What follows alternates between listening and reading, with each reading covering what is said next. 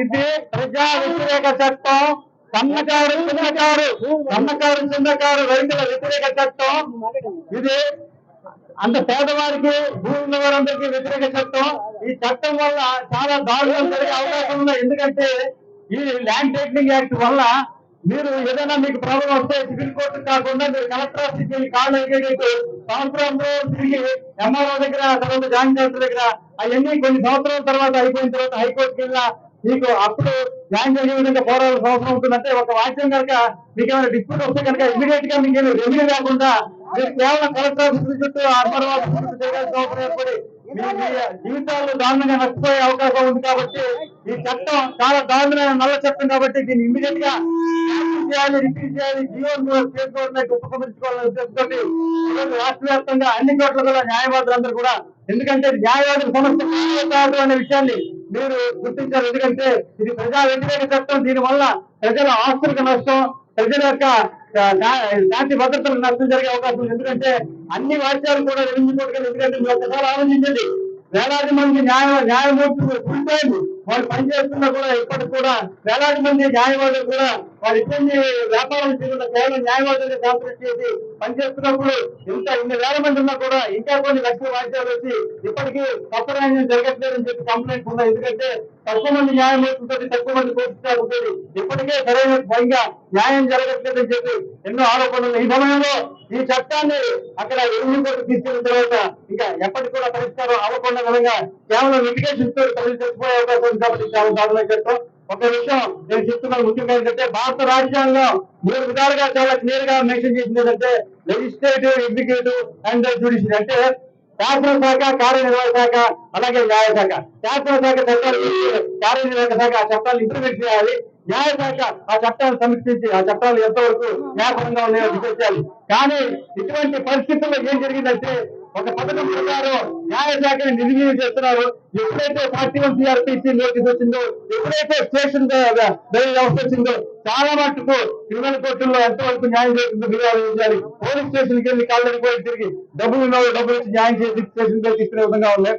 ఎందుకంటే అలాగే ఇప్పుడు ఈ యొక్క ల్యాండ్ టైటిలింగ్ యాక్ట్ వల్ల ఏమవుతుందంటే, మీరు కనుక ఏమైనా డిస్ప్యూట్ వస్తే కనుక మీరు ఇమ్మీడియట్ గా ఇక్కడ ఇంజక్షన్ ఆర్డర్, టైటిల్ డీడో లేకపోతే ఏదో విధంగా మీరు ఇమ్మీడియట్ గా రెమెడీ చేసుకునే అవకాశం లేకుండా ఏదైతే ఎక్కడైతే రెవెన్యూ అధికారులు వాళ్ళు ఏం నోట్ చేస్తారో అదే ఫైనల్ గా ఉండి దాని మీద మీరు మళ్ళీ ఛాలెంజ్ చేయాలంటే మళ్ళీ జాయింట్ కలెక్టర్కి వెళ్ళి మళ్ళీ ఛాలెంజ్ చేయాలంటే హైకోర్టుకి వెళ్ళి, అంటే సామాన్యుడు ఈ రోజు కోర్టుకే వచ్చే పరిస్థితి లేనప్పుడు హైకోర్టుకి వెళ్ళి సామాన్యుడు ఎలా కేసు చేస్తాడనే ఒక విషయాన్ని ఆలోచించాలి. ఇదేంటంటే ఒక పథకం ప్రకారం ప్రజల ఆస్తుల మీద కొన్ని కంపెనీలు కొంత గుట్టాడు పరిస్థితి తీసుకొచ్చి మెల్లిమెల్లిగా న్యాయశాఖ ఇంపార్టెన్స్ తగ్గించి న్యాయ వ్యవస్థ మీద ఇది ఒక పెద్ద చాలా దారుణంగా ఒక దాడిగా మేము భావిస్తాం. ఎందుకంటే సివిల్ వాద్యాలు కనుక న్యాయస్థానాలను తీసేస్తే ఇంకా న్యాయస్థానం ఎగ్జిస్టెన్స్ ఎలా ఉంటుంది, సామాన్య ప్రజలకు న్యాయం ఎలా జరుగుతుంది, ఎవరైనా ఎప్పుడైనా ఏదైనా ప్రాబ్లం వస్తే వాళ్ళు ఇమీడియట్ గా కోర్టుకు వస్తారు. వాళ్ళు పోలీసుల దగ్గర ప్రాబ్లం వచ్చినా, రెవెన్యూ వాళ్ళ దగ్గర ప్రాబ్లం వచ్చినా, ఎవరి దగ్గర ప్రాబ్లం వచ్చినా వాళ్ళు కోర్టుకు వెళ్తారు. అటువంటి సివిల్ వాద్యాల జ్యూరిడిక్షన్ మార్చేసి అదే గవర్నమెంట్ అథారిటీ దగ్గర తీసుకొస్తే ఎంతవరకు న్యాయం జరుగుతుందో ప్రజలు ఆలోచించారు. ఎందుకంటే అక్కడ ఉన్న అధికారులందరూ కూడా ఈ గవర్నమెంట్ ఏం చెప్తారు వినాలి. ఎందుకంటే వాళ్ళందరూ కూడా గవర్నమెంట్ ఎంప్లాయీస్. అయితే జడ్జి అనే ఒక ఈ న్యాయ వ్యవస్థ ఇండిపెండెన్సీ, వీరు ఎవరి మీద కూడా డిపెండెంట్ కాదు. వాళ్ళు స్వయం పట్టుబట్టి న్యాయమైన తీర్పులు ఇస్తారు. న్యాయవాదులు ఇరు పక్షాలపై వాదిస్తారు. దానికి సిపిసి ఉంది, చట్టబద్ధంగా ఎవిడెన్స్ యాక్ట్ ఉంది. అన్ని విధాలుగా పరీక్షించిన తర్వాతే మీ టైటిల్ డిసైడ్ అవుతుంది. ఎప్పుడైతే సివిల్ కోర్టు పరిధిలో ఉండి ఇది తీసేస్తారో అటువంటి సమయం ఏమవుతుందంటే మొత్తం రాజ్యం అంతా కూడా రెవెన్యూ అథారిటీకి వెళ్ళినప్పుడు రెవెన్యూలో కూర్చునే అధికారి అంటే అతను చిన్నస్థాయి ఒక క్లర్క్ నుండి మనం మెల్లిమెల్లిగా ఎదిగి ఎంఆర్ఓ కావచ్చు, తహసీల్దార్ కావచ్చు.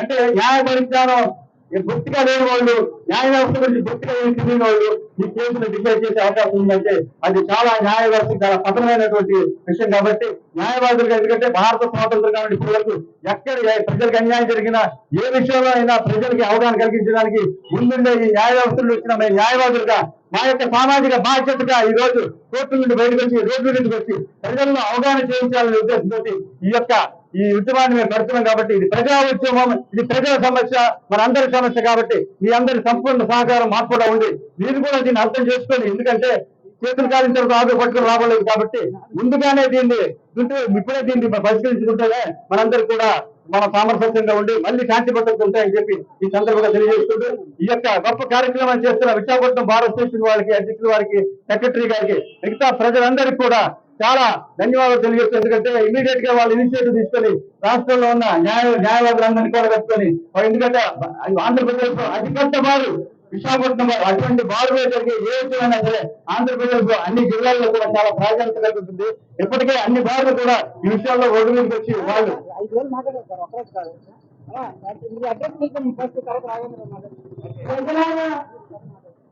ఇది ఈ విశాఖపట్నం బార్ అసోసియేషన్ ఈ రోజు రోడ్డు మీదకి వచ్చి ఇలా రోజు వచ్చి ఈ ఉద్యమాలు జరుపుతున్నాము అంటే ఇది కేవలం ప్రజల కోసమే.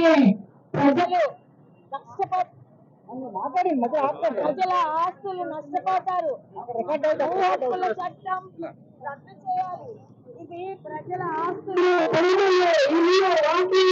పొలాలు, రైతులు కూడా దీనివల్ల చాలా నష్టపోతారు.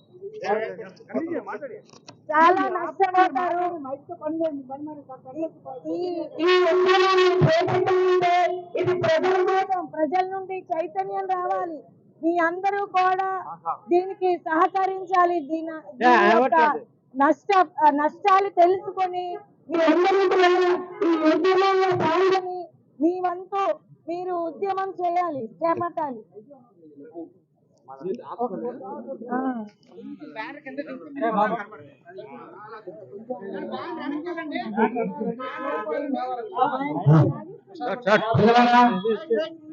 విశాఖపట్నం అధ్యక్షుడిగా ఒక వ్యక్తి ఈ రోజున మరి ఏపీ ల్యాండ్ టైటిలింగ్ యాక్ట్ అనేది ప్రజా వ్యతిరేక చట్టం ప్రజల్లోకి తీసుకురావడానికి ప్రభుత్వం ప్రయత్నం చేస్తుంది. ఈ చట్టం రావడం వల్ల చాలా ప్రజలకు ఇబ్బందికరం. ఈ చట్టం వస్తే వ్యవసాయ భూములకు కానీ, స్థలాలకు కానీ, అన్ని రకాల స్థలాస్తులకు కూడా ప్రజలకి చాలా ఇబ్బందికరంగా ఉంటుందనే ఉద్దేశంతో ఈ రోజున మరి రాష్ట్ర వ్యాప్తంగా అన్ని జిల్లాల్లోనూ న్యాయవాదులు రోడ్డు మీదకి వచ్చి ప్రజల కోసం, ప్రజల కొరకు ఈ రోజున ఈ కార్యక్రమాలు చేపట్టడం జరుగుతుంది.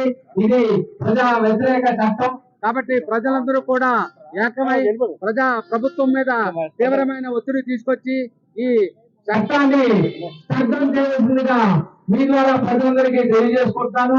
ఎందుకంటే ఇది చాలా ఇబ్బందికరమైన చట్టం, ప్రజలకు చాలా నష్టం. భూములకి కానీ, స్థలాలకి కానీ, తర్వాత ఫ్లాట్లకి కానీ అన్నిటికీ కూడా ఇది చాలా ఇబ్బందికరమైన చట్టం. కాబట్టి మేము హైకోర్టులో దీన్ని ఛాలెంజ్ చేస్తున్నాం.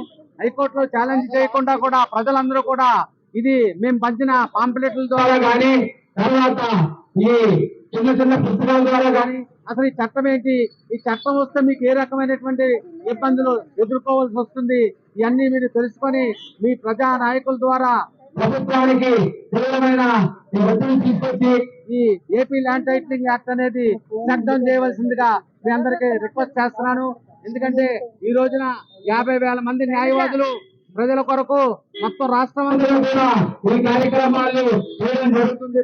ప్రజల కొరకు 50,000 మంది న్యాయవాదులు మరి రోడ్ల మీదకి వచ్చి మీ కొరకు, మీ శ్రేయస్సు కొరకు, ప్రజల కోసం వచ్చి ఈ కార్యక్రమాన్ని చేస్తున్నాం. కాబట్టి ప్రజలందరూ ఈ విషయాన్ని గుర్తించి ఈ చట్టం తాలూకా దుష్ప్రభావాన్ని గుర్తించి మీ భూముల తాలూకా కష్టాన్ని గుర్తించి ఈ ప్రభుత్వం మీద తీవ్రమైన ఒత్తిడి తీసుకొచ్చి ఈ చట్టాన్ని చట్టం చేయవలసిందిగా కోర్టు రిక్వెస్ట్ చేస్తున్నాం. రద్దుపరచాలి, రద్దుపరచాలి, రద్దుపరచాలి, రద్దుపరచాలి, రద్దుపరచాలి, రద్దుపరచాలి, రద్దుపరచాలి, రద్దుపరచాలి, రద్దుపరచాలి, రద్దుపరచాలి, రద్దుపరచాలి, రద్దుపరచాలి, రద్దుపరచాలి, రద్దుపరచాలి, రద్దుపరచాలి, రద్దుపరచాలి, రద్దుపరచాలి, రద్దుపరచాలి, రద్దుపరచాలి.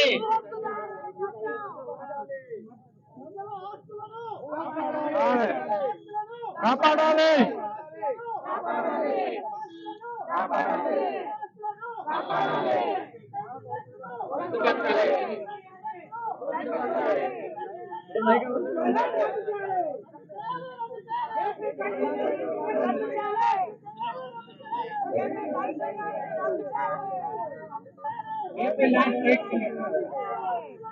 కాపాడాలి.